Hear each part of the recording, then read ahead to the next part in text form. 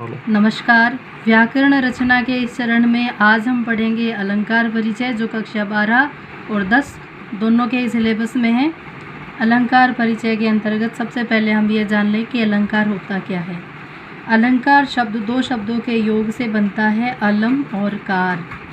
ये जो शब्द हैं, इन दोनों शब्दों के योग से अलंकार शब्द निष्पन्न होता है। अलम का अर्थ होता है शोभा तथा कार का अर्थ होता है करने वाला, अर्थात जो काव्य की सुंदरता बढ़ाता है, शोभा कर देता है, उस तत्व या धर्म को अलंकार कहते हैं। शोभा बढ़ाने वाले तत्व या धर्म को अलंकार कहते हैं। शोभा का अर्थ सुंदरता होता है।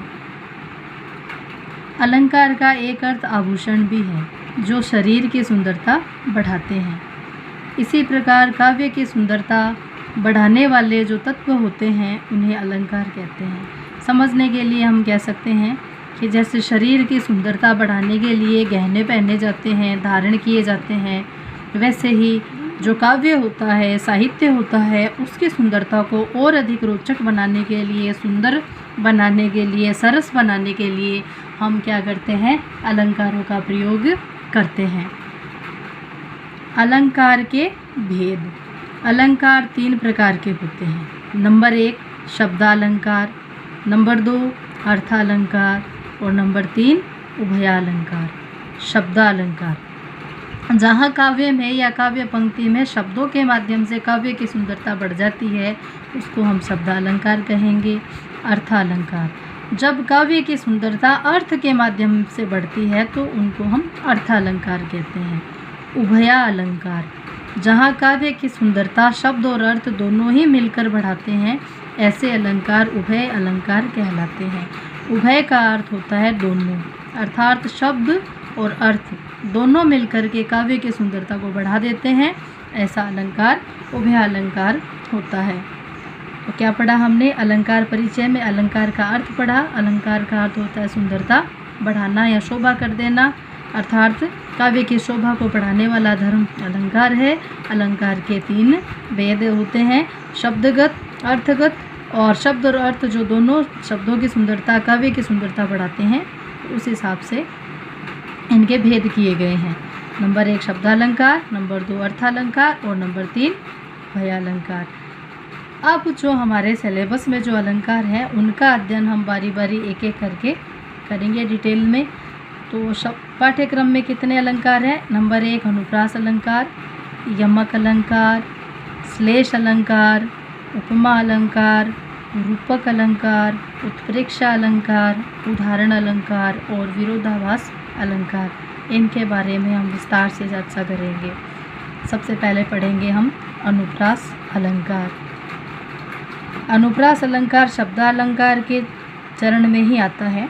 अनुप्रास अलंकार, जहाँ एक ही वर्ण की आवृत्ति एक ही क्रम में एक से अधिक बार होती है, वहाँ अनुप्रास अलंकार होता है।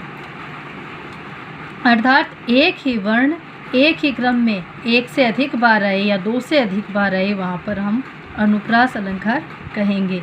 जैसे एग्जाम्पल है हमारे पास रघुपति राघव राजा राम। तो जो प्रस्तुत उदाहरण है, उसमें एक ही वर्ण की आवृत्ति एक ही क्रम में एक से अधिक बार हुई है। कैसे?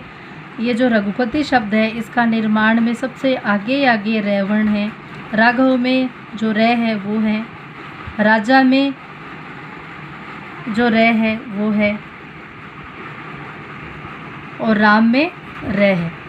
तो रघुपति राघव राजा राम, ये जो उदाहरण है अनुप्रास अलंकार का है, क्योंकि इसमें रे वर्ण की आवृत्ति एक ही क्रम में एक से अधिक बार हुई है।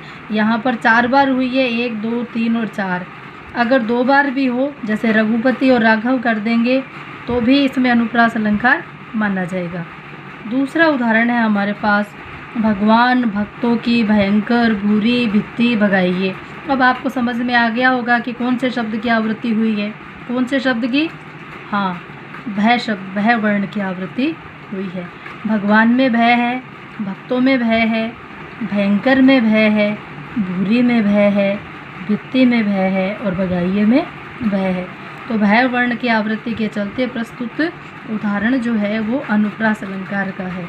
तीसरा एग्जाम्पल हमने लिया तरणी तनुजा तट तमाल तरुवर बहु छाए।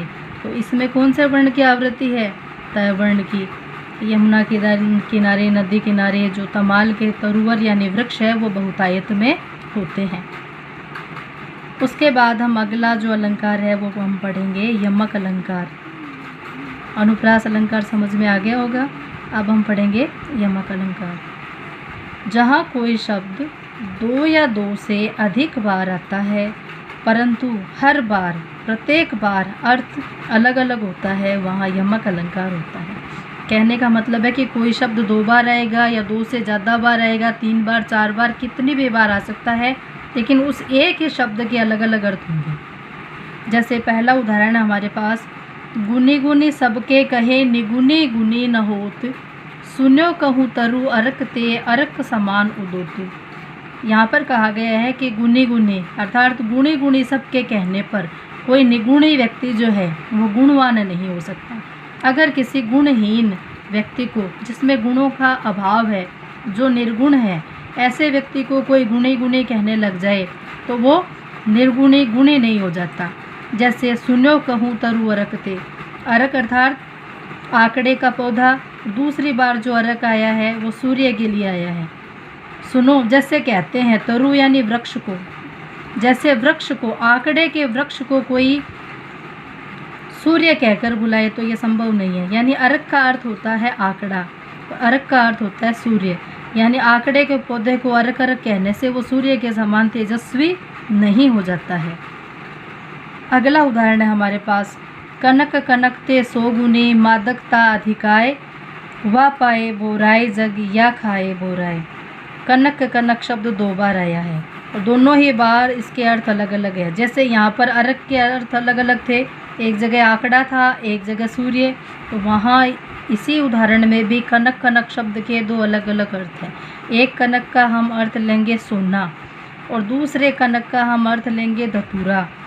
जैसे कहा गया है कि सोने में धतूरे से 100 गुनी मादकता अधिक होती है, अर्थात मादकता यानी नशा, यानी सोने में, सोना मतलब जो जेवर होते हैं वो, सोने में धतूरे से 100 गुनी मादकता अधिक होती है। क्योंकि वा पाए बोराए जग, क्योंकि सोने को पाने मात्र से व्यक्ति बोराए यानी पागल हो जाते हैं और धतूरे को खाने के बाद लोग पागल होते हैं।